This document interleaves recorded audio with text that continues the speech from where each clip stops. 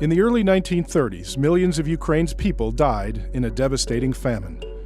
Known as the Holodomor, it is one of the most tragic chapters in Ukrainian history. When Ukraine became a part of the Soviet Union in 1922, it was the country's breadbasket, thanks to its fertile fields of wheat. In 1928, Soviet leader Joseph Stalin introduced collectivization, which was supposed to unite privately owned farms into state collective farms called kolkhoz.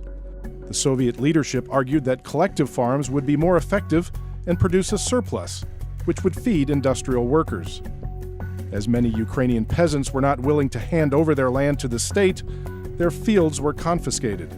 Many of them were sent into exile or abandoned their homes. In 1932, the government's quota on crops was raised significantly, and farmers were expected to harvest more than before. For many, it was a target that was impossible to meet. What grain they produced was confiscated with nothing left for them or their families.